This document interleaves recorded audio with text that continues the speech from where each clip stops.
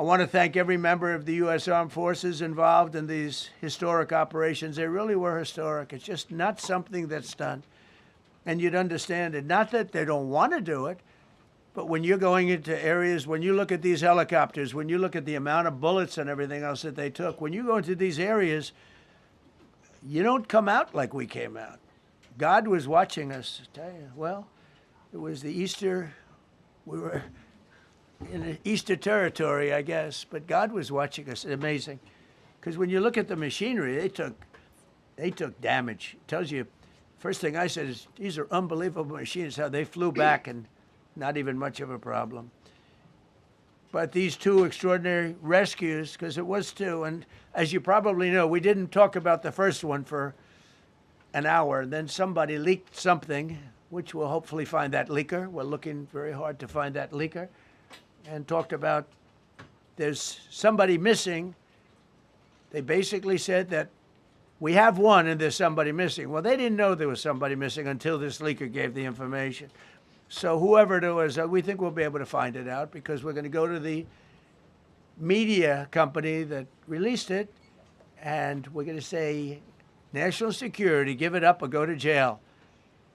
And we know who, and you know who we're talking about, because some things you can't do. Because when they did that, all of a sudden, the entire country of Iran knew that there was a pilot that was somewhere on their land that was fighting for his life.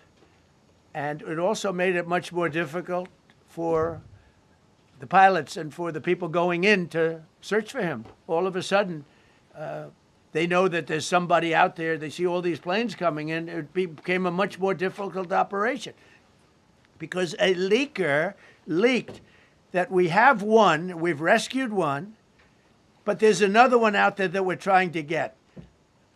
So actually, the country, Iran, put out a major notice, you all saw it, offering a very big award for anybody that captures the pilot.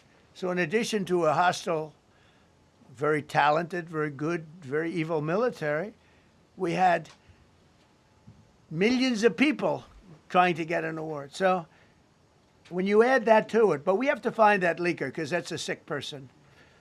Probably didn't realize the extent of how bad it was. I can't imagine that the person did, but we're going to find out. It's national security, and the person that did the story will go to jail if he doesn't say, and that doesn't last long, and I think everybody would understand it. They put this mission at great risk.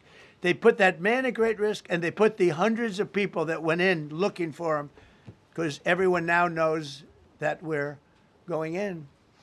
Over the past 37 days, America's armed forces have carried out more than 10,000 combat flights over Iran, unheard of, striking more than 13,000 targets. The F-15 we lost last week was the first manned aircraft downed by the enemy in this entire operation with thousands and thousands of flights. They got lucky. It was a lucky hit. You know, eventually you get lucky. But we got lucky too because we got both of them back. But it's a record that is unparalleled in the history of military air operations. Nobody's ever seen anything like it. It's such an honor to be involved with it. We were up late at night, and then we were waiting for those contingent planes to come in, and we say, come on, let's go, get in, because they're waiting out on this farm without a runway, with wet, crummy soil, sand, mostly sand, wet sand, and it eats planes alive, and we're waiting, and we're saying, I hope that one can land and take off. And they came in like magic, boom, boom, boom, one after another. It was like genius. I'm so impressed by that.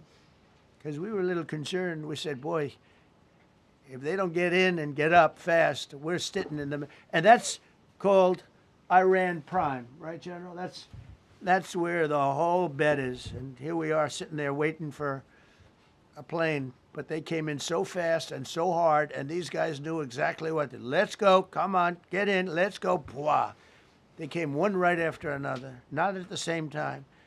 They don't want to come at the same time. They had to come right after each other. They didn't have any room. There was barely any room to land. Tiny little patch of very wet earth and sand. So I'm so proud of the people that I have standing up here with me and many others that worked. I mean, so many. Steve Witkoff's over here. He's doing fantastically. Jared Kushner. But the people that are here, the job they did is amazing. And I think I'm going to introduce the head of the CIA, and he is a man he's central casting, okay? If we cast a movie, he's going to play the head of the CIA. He's one of the few. John Ratcliffe, he did a phenomenal job that night. He did something that I don't know if you want to talk about it. If you want, you can. I'm not sure he's supposed to. I'm not going to talk about it. But the CIA was very responsible for finding this little speck. It's like they used an expression on one of the shows. A general was talking about, it's like finding a needle in a haystack, finding this pilot. And the CIA was unbelievable. And you may, if you can, you'll talk. It might be classified, in which case I'd have to put him in jail if he talks about it. And I don't want to put him in jail.